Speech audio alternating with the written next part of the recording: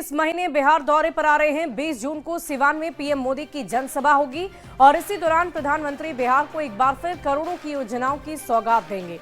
इस बार पीएम की सौगात में सबसे ज्यादा सीवरेज और वाटर ट्रीटमेंट प्लांट से जुड़ी हुई योजनाएं हैं और बड़ी खबर आपको बता रहे हैं, सीवरेज और वाटर ट्रीटमेंट प्लांट से जुड़ी योजनाओं की सौगात लेकर प्रधानमंत्री नरेंद्र मोदी एक बार फिर से बिहार आ रहे हैं। तारीख 20 जून की है, जिस दिन प्रधानमंत्री नरेंद्र मोदी की एक और जनसभा होनी है। प्रधानमंत्री मोदी एक बार फिर से बिहार पहुंचने वाले हैं और पिछले 3 महीनों में ये तीसरा मौका होगा जब प्रधानमंत्री बिहार का दौरा करेंगे और 20 जून को प्रधानमंत्री के बिहार दौरे में आपको बता दें कि जो यहाँ पे बिहार वासियों को तोहफा मिलने जा रहा है वो एक बड़ा कार्यक्रम होने जा रहा है और उसको लेकर के तमाम जगहों पे पोस्टर बैनर लगाए जा रहे हैं। लेकिन ये खास क्यों है, ये इसकी जानकारी हम आपको देते हैं कि यहाँ पे लगभग 7,170 करोड़ की रुपए की जो योजनाएं हैं, ये जो सौगात है वो बिहार वासियों को मिलेगा और बिहार में लगभग 22 ऐसे शहर हैं जिनको इससे फ़ायदा पहुंचने वाला है। और सबसे बड़ी बात है कि इस बार जो यहाँ पे आकर के योजनाएं जो हैं वो सीवरेज ट्रीटमेंट प्लांट से जुड़ी हुई योजनाएं हैं, जिसका उद्घाटन और शिलान्यास जो है वो प्रधानमंत्री मोदी करने वाले हैं। सबसे बड़ी बात है कि इसमें 8 सीवरेज ट्रीटमेंट प्लांट जो है उसका उद्घाटन होना है, 14 सीवरेज ट्रीटमेंट प्लांट जो है और जो नेटवर्क है उसका शिलान्यास जो है वो किया जाना है।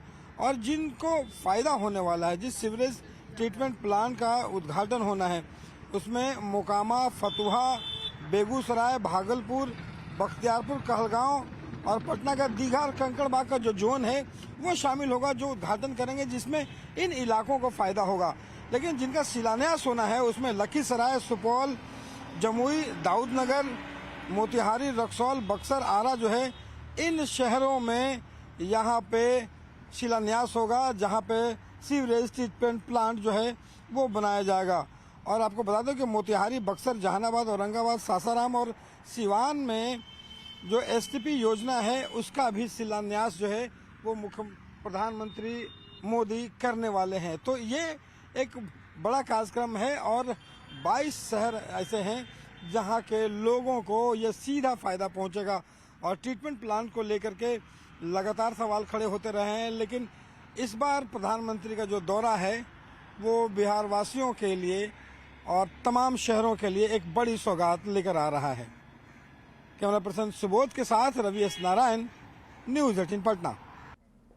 और पटना से आपको बड़ी खबर बताएंगे। एलजेपीआरवी का नव संकल्प महासभा कल शाहबाद में होगी और नव संकल्प महासभा का आयोजन किया गया है। केंद्रीय मंत्री चिराग पासवान संकल्प महासभा को संबोधित करेंगे। जमुई सांसद अरुण भारती ने इस बाबत पोस्ट भी किया है। आरा जिला घर बा, कौन चीज के डर बा, शाहबाद से संकल्प अब हमनी सरबा।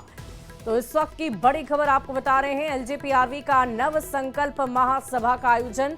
आपको बता दें कि चिराग पासवान ने पहले भी बिहार में उम्मीदवार के तौर पर उतरने की रणनीति बनाने की इच्छा जाहिर की थी और जाहिर है एक बार फिर से इसका ऐलान भी हो गया है कि चिराग पासवान इस बार बिहार विधानसभा चुनाव में उतरेंगे। बताया ये जा रहा है कि शाहबाद की किसी भी सीट से वो इस बार चुनावी रणभूमि में उतर सकते हैं और इसीलिए नव संकल्प महासभा का आयोजन शाहबाद में किया गया है। केंद्रीय मंत्री चिराग पासवान संकल्प महासभा को संबोधित करेंगे और वहां के क्षेत्र के लोगों को टारगेट करने की कोशिश उनकी तरफ से की जाएगी, उन्हें आकर्षित करने की कोशिश की जाएगी। और इस बाबत जमुई के जो सांसद हैं अरुण भारती, जो चिराग पासवान के बहनोई हैं, उन्होंने भी पोस्ट किया है जिसमें यह लिखा है कि आरा जिला घर बा, कौन चीज के डर बा, शाहबाद से संकल्प अब हमनी सरबा। तो आप ये समझ सकते हैं कि कई मायनों में ये जनसभा काफी महत्वपूर्ण, काफी अहम है।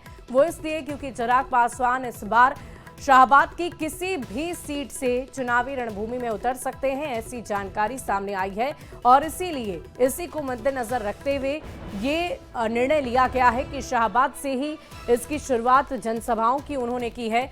और देखिए इस पूरी खबर के अधिक जानकारी के साथ न्यूज़ 18 संवाददाता विनीता मिश्रा हमारे साथ पटना से फोन लाइन पर जुड़ गई हैं। विनीता, क्या जानकारी है संकल्प महासभा के संबंध में? शुभी, संकल्प महासभा के जरिए चिराग पासवान शाहबाद को साधने की कोशिश कर रहे हैं, क्योंकि शाहबाद एक ऐसा क्षेत्र है जो एनडीए के लिए परेशानी है। क्योंकि अगर 2020 विधानसभा चुनाव की हम तस्वीर देखें तो शाहबाद, जहां लगभग 23 विधानसभा सीटें हैं, सिर्फ 2 सीट ही एनडीए के पाले में आई। और उस वक्त जो फैक्टर था एनडीए को नुकसान पहुंचाने का, कहीं ना कहीं केंद्रीय मंत्री चिराग पासवान ही थे, क्योंकि वो उस समय एनडीए से बाहर थे और अपने कई प्रत्याशी उन्होंने शाहबाद के अलग अलग क्षेत्रों में जो विधानसभा है वहां पे उन्होंने उतारे हुए थे। और यही वजह है कि उसका खामियाजा उस वक्त एनडीए को भुगतना पड़ा था।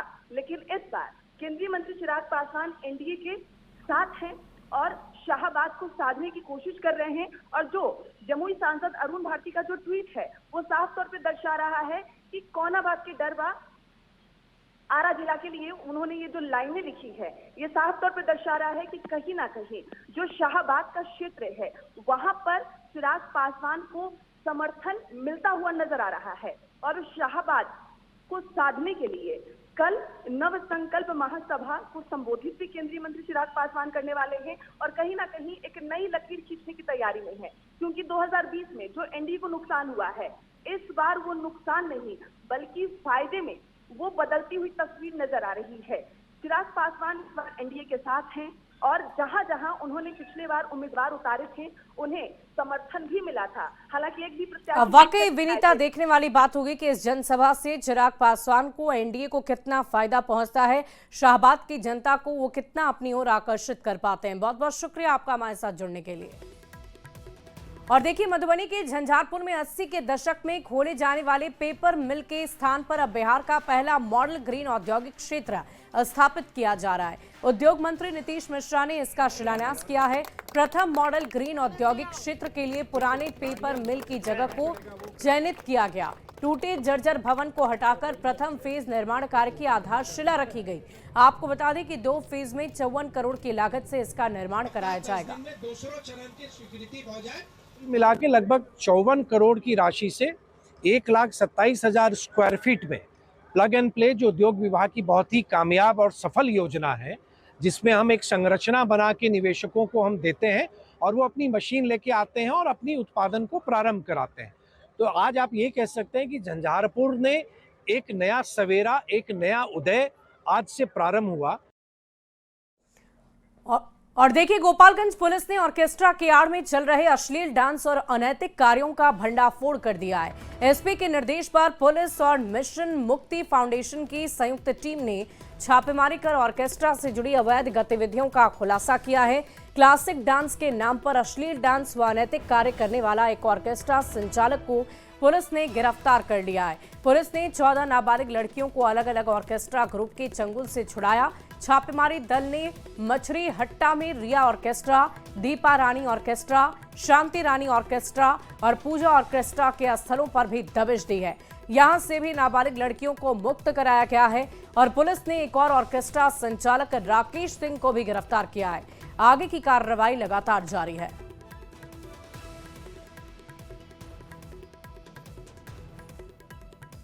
और बड़ी खबर आपको अररिया से बताएंगे, जहां भूदान की करीबन 7,500 एकड़ जमीन गायब ही हो गई है। ये जानकारी खुद जिला भूदान कार्यालय मंत्री आदित्य चौधरी ने न्यूज 18 को दी है।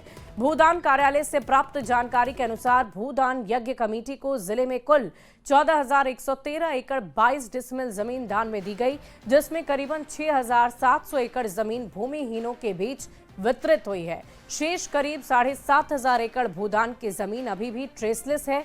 भूदान कार्यालय मंत्री के अनुसार 2017 में तत्कालीन डीएम के निर्देश पर भूदान की जमीन का सर्वेक्षण कराया गया था, जिसकी रिपोर्ट एडीएम अररिया के सुपुर्द कर दी गई थी। वहीं इस नायाब मामले में जब हमने डीएम से बातचीत की, उनसे पूछा तो उन्होंने कुछ भी कहने से इनकार कर दिया है। एडीएम ने भी इस बाबत कोई जानकारी नहीं दी है। जानकारों की माने तो ट्रेसलेस जमीन की खुलेआम खरीद बिक्री हो रही है। खरीद फरोख्त का मामला ये बताया जा रहा है। कुल प्राप्त रकबा 14,113 एकड़ है, जिसमें से लगभग 6,700 एकड़ का वितरण किया गया है, जिस पर बहुतों का दखल कब्जा भी है और बहुत लोगों का दखल कब्जा नहीं भी है। शेष जमीन जो है वो भूदान में प्राप्त जो है उसका जो संपुष्ट नहीं है, ब्यौराहीन है, नहीं ट्रेसलेस है। हाँ ट्रेसलेस है जमीन। और अभी तो दान देना बहुत दिन हो गया, अभी तो उसको खोज के निकालना बहुत बड़ी मुश्किल बात है।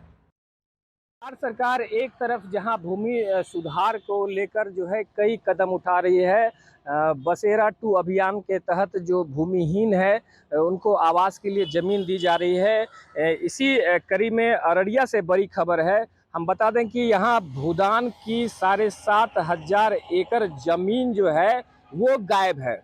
7,500 एकड़ ज़मीन जो है वो लापता है। यह जो जानकारी है भूदान के जो यहाँ अधिकारी हैं, भूदान मंत्री, उन्होंने न्यूज़ 18 को दी है और यह बहुत बड़ी खबर है अररिया से। और बता दें कि भूदान कमेटी द्वारा जो सूची सौंपी गई है उस रिपोर्ट के मुताबिक फारबिसगंज में 1591, रानीगंज में 1474, सिकटी में 1096, नरपतगंज में 913, अररिया में 874, भरगामा में 882, कुर्साकाटा में 605, पलासी में 400 और जोकीहाट में 124 एकड़ जमीन जो है यह ट्रेसलेस है, यानी 7,525 एकड़ जमीन जो है वो गायब है।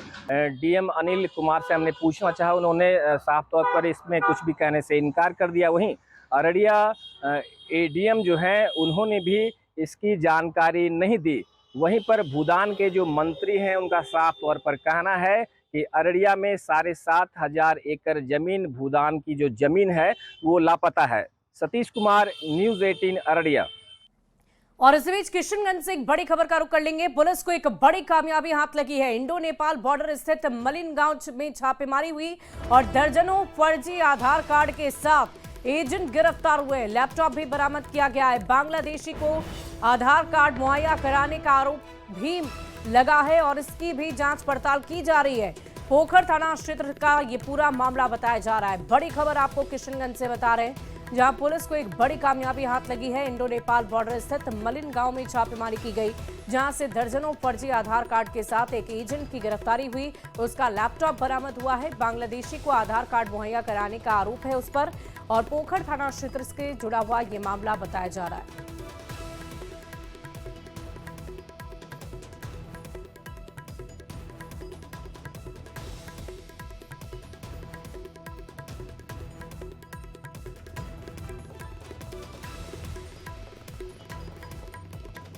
और देखिए, कांग्रेस ऑपरेशन सिंदूर को लेकर प्रधानमंत्री नरेंद्र मोदी पर हमला करने के लिए नरेंद्र सरेंडर का नारा इस्तेमाल कर रही है और इस पर आपकी क्या राय है ये हम जानना चाहते हैं। न्यूज़ 18 के पोल में हमारे 5 सवाल हैं जिसका जवाब आप देंगे। अपनी प्रतिक्रिया दर्ज कराने के लिए QR कोड स्कैन करें या नीचे दिए गए लिंक पर भी जाकर आप अपना जवाब रख सकते हैं। याद रखिए, इस पोल पर आप अपनी राय आज दोपहर 3 बजे तक जरूर भेज दें। और फिलहाल इस बुलेटिन में अभी के लिए बस इतना ही। आप बने